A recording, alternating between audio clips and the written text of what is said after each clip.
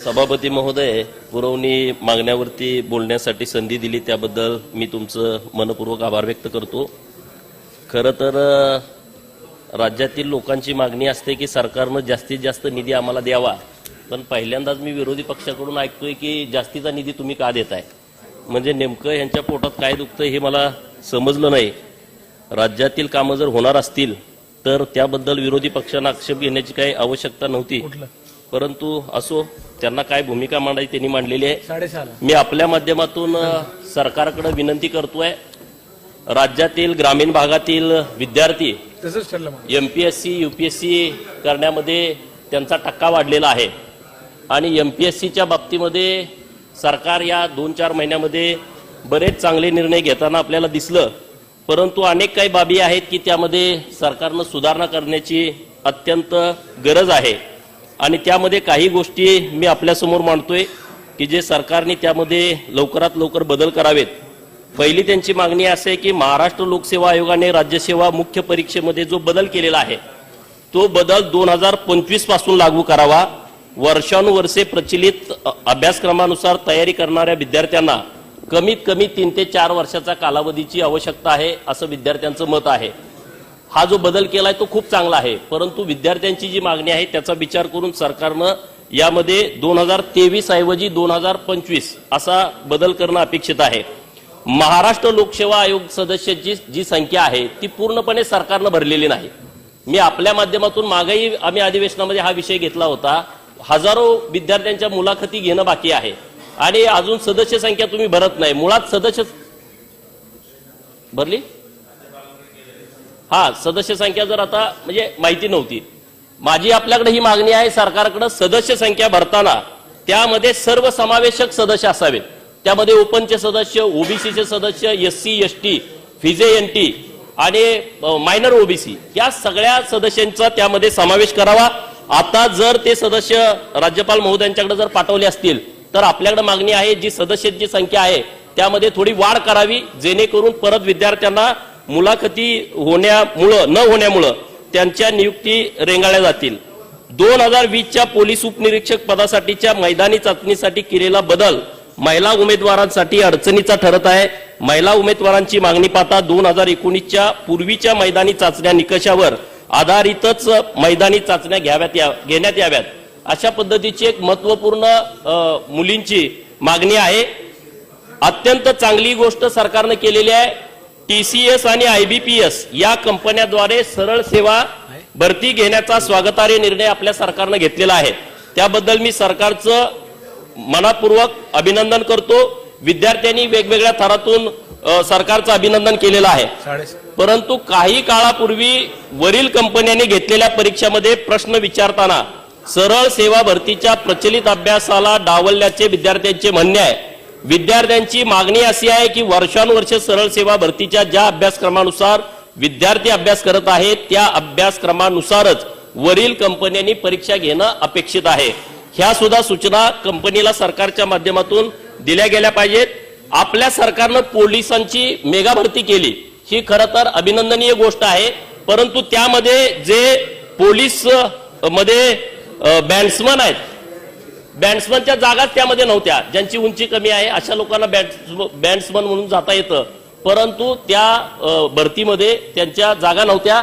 मी आपल्या माध्यमातून सरकारला विनंती करतो, 15 तारखेला पोलीस भरती चे फॉर्म भरायची मुदत संपलेली आहे, पण विशेष बाब म्हणून काही करता आलं आणि त्या जागा जर परत जाहीर करता आल्या तर सरकारनं या बाबतीचा विचार करावा आणि विद्यार्थ्यांना न्याय द्यावा।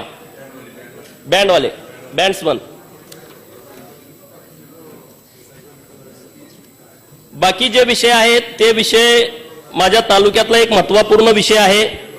आटपाडी तालुक्याला लागून मान तालुका आहे आणि मान तालुक्यामध्ये जो डोंगर आहे तोच डोंगर परत आमच्या आटपाडी तालुक्यात येतो। त्या डोंगराची उंची एक आहे, डोंगराची रांग एक आहे। मान तालुक्यातील गावांचा डोंगरी विकास योजनेमध्ये समावेश आहे, परंतु तीच डोंगर रांग आमच्या तालुक्यात आल्यानंतर आमच्या भागातल्या गावांचा डोंगरी विकास योजनेमध्ये समावेश नाही। मी आपल्या माध्यमातून सरकारकडे विनंती करतोय, मागेही वारंवार हा विषय मी सभागृहामध्ये घेतलेला आहे। डोंगरी विकास योजनेमध्ये आमची गावं नसल्यामुळे आमचं फार मोठं नुकसान होत आहे।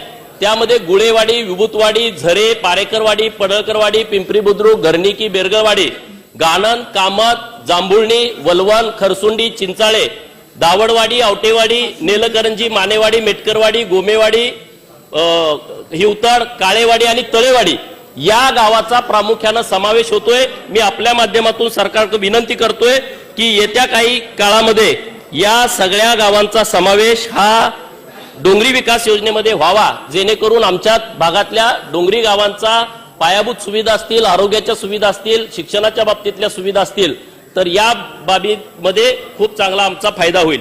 दुसरा विषय, अनेक सन्माननीय सदस्यांनी हा विषय मांडला की आज पोलीस पाटील महाराष्ट्रातील आज मोर्चा घेऊन इकडे नागपूरला आलेले आहेत आणि खरं तर पोलीस पाटील हा गावातला एक महत्वपूर्ण घटक आहे, गावातला एक मजबूत कणा आहे।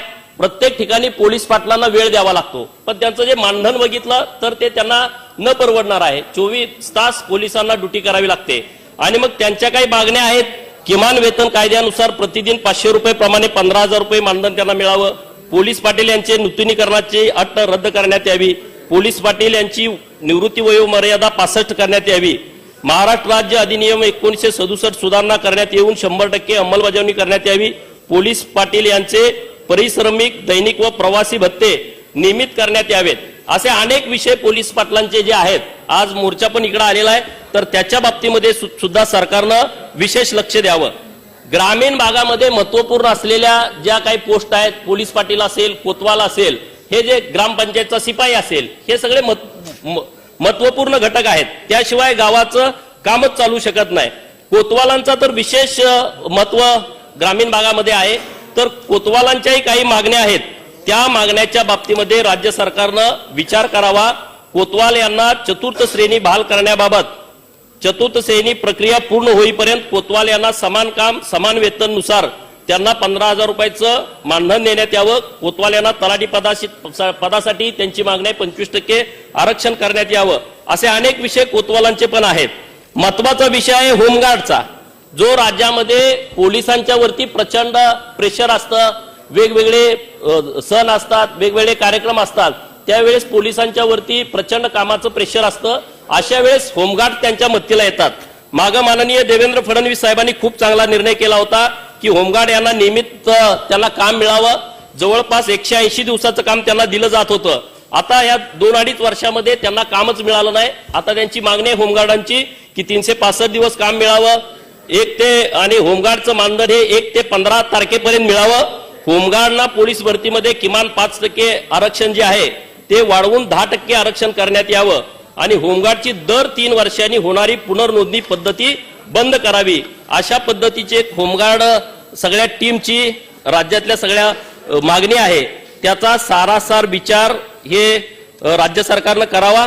दुसरा एक विषय विशेष आहे की ग्रामपंचायतमध्ये रोजगार सेवक पद निर्माण केलेलं आहे आणि ग्रामीण भागामध्ये रोजगार हमीची योजना ही अत्यंत प्रभावीपणे राबवली तर गावाला दुसऱ्या कुठल्या निधीची आवश्यकता असणार नाही, परंतु रोजगार सेवकाचं मानधन आहे हे तिथं जे काम होते त्याच्यावरती टक्केवारी होतं आणि काय काय गावामध्ये जे विषय आहेत त्या विषयामध्ये काय गावामध्ये ते कामच होत नाही, काय तक्रारी असतात, तिथं रोजगार मिळत नाहीत आणि त्यामुळे त्या रोजगार सेवक हे ग्रामपंचायतमध्ये पूर्ण वेळ अडकून जातात। माग माननीय मंत्री महोदयांनी रोजगार हमी मंत्री महोदयांनी एक चांगला निर्णय केला की 500 मीटरची जी अट होती विहिरी पाडण्याच्या मध्ये आणि आमच्या दुष्काळी पट्ट्यामध्ये त्याचं फार मोठं अडचण निर्माण होत होती, तर ती अट रद्द केली। असा एक चांगला निर्णय घेऊन रोजगार सेवकांची एक बैठक इकडं माननीय रोजगार मंत्री महोदयांनी घ्यावी, अशा पद्धतीच्या सूचना द्याव्या आणि त्यांच्या मानधनामध्ये काय वाढ करता येते का, कारण त्याला पूर्ण वेळ काम करावं लागतंय प्रत्येक ग्रामपंचायतमध्ये, तर तेही त्यांनी करावं। ग्रामपंचायतला जे ऑपरेटर लोक आहेत त्यांचाही मागच्या अधिवेशनावरती मोर्चा आला होता आणि त्यांच्याही काही मागण्या आहेत। ग्रामविकास मंत्री महोदयांच्याकडे माझी विनंती आहे, या सगळ्या लोकांची बैठक आपण मंत्रालय स्तरावरती लावावी आणि त्या सगळ्या लोकांचे विषय मार्गी लागावेत। उच्च तंत्रज्ञान शिक्षण बाब क्रमांक 340 पृष्ठ क्रमांक 225 उच्च तंत्रज्ञान शिक्षण खात्याकडे माझी एक मागणी आहे। आमच्या खानापूरमध्ये शिवाजी विद्यापीठाचं उपकेंद्र करण्याची एक गेल्या 2-3 वर्षापासूनचा विषय पेंडिंग आहे आणि त्यामध्ये परिपूर्ण प्रस्ताव हा आपल्या उच्च शिक्षण खात्याकडे आलेला आहे, तर सरकारनं त्या बाबतीमध्ये ताबडतोब निर्णय घेऊन हे उपकेंद्र खानापूर तालुका खानापूर जिल्हा सांगली येथे करावे, कारण ते सगळ्या विद्यार्थ्यांच्यासाठी सोयीचं आहे. पशुसंवर्धन खात्याकडचा विषय आहे आणि तो महत्वपूर्ण विषय आहे. सकाळी मेंढपाळांच्या विषयावरती लक्षवेधी माझी होती, त्यामध्ये जो विषय झाला तो वन खात्याशी धरून झाला. पण पशुसंवर्धन खात्याकडे बाब क्रमांक 73 आणि पृष्ठ क्रमांक 45 मध्ये एक तेलंगणा सरकारने खूप चांगली योजना राबवलेली आहे.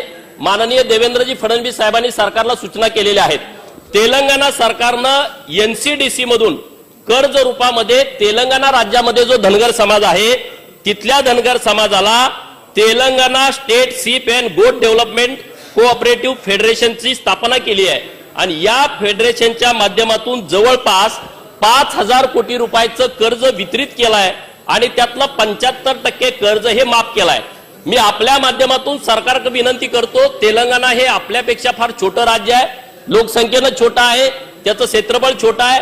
महाराष्ट्र लोकसंख्येनं मोठं, क्षेत्रफळानं मोठं आणि इथल्या धनगर समाजाची संख्या ही मोठ्या प्रमाणात आहे आणि म्हणून केंद्र सरकारच्या धर्तीवरती महाराष्ट्र स्टेट सीप अँड गोट डेव्हलपमेंट कोऑपरेटिव्ह फेडरेशनची स्थापना सरकारनं करावी आणि त्याच्या माध्यमातून राज्यातील धनगर समाजाला मेंढ्या घेण्यासाठी जवळपास 10,000 कोटी रुपयाचं कर्ज हे एनसीडीसी कडून उपलब्ध करून द्यावं आणि त्यातली 75% रक्कम ज्या पद्धतीनं तेलंगणा स्टेट भरताय त्या पद्धतीनं राज्य सरकारनं भरावी.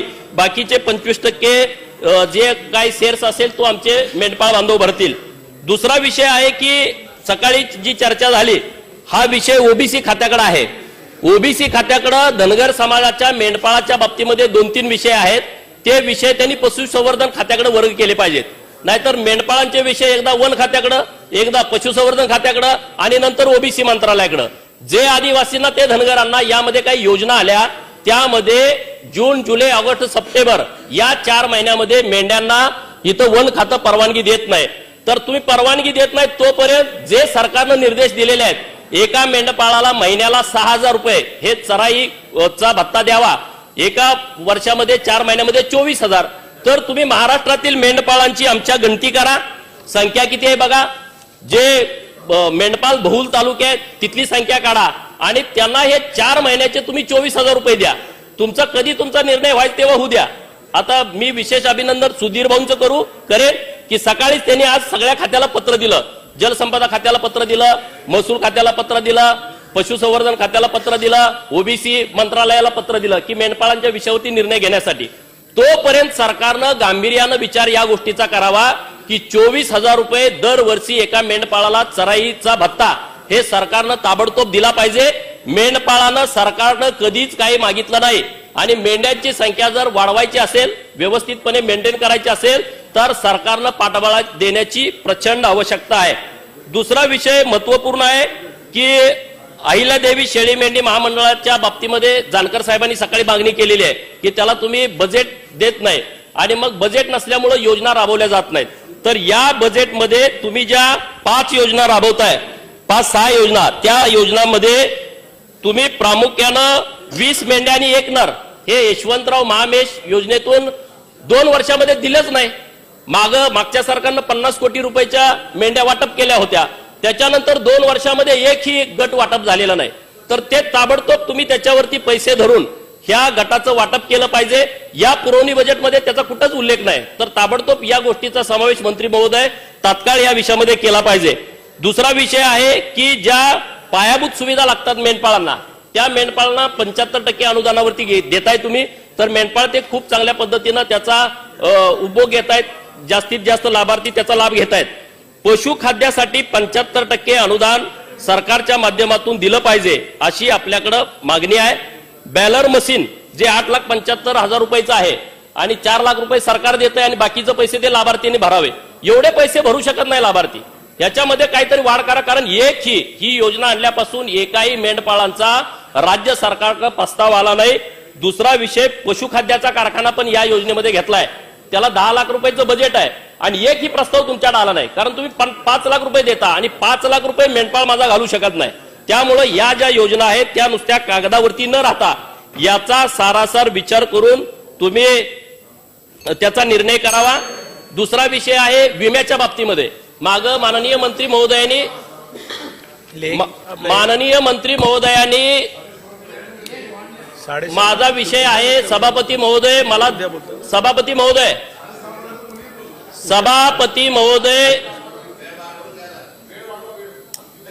महोदय महत्वपूर्ण विषय मी मांडतोय. बोला आपण बोला. विम्याच्या बाबतीमध्ये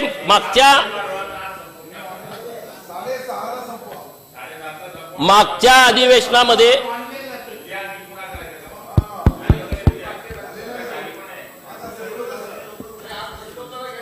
सभापती महोदय मागच्या अधिवेशनामध्ये याच सभागृहात चर्चा झाली. काय झालं?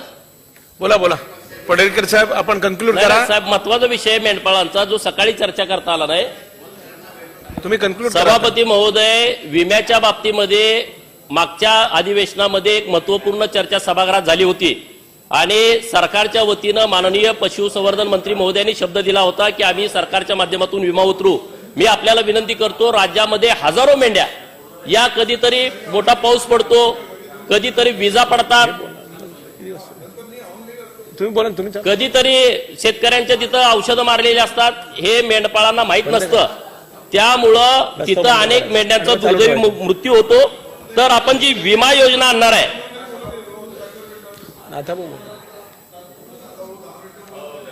तुम्ही सुरू ठेव ना. सरकारच्या वतीनं जी विमा योजना आणणार आहे त्या विमा योजनेमध्ये सरकारने एक विचार केला पाहिजे. एका मेंढीसाठी 378 रुपये खर्च आहे.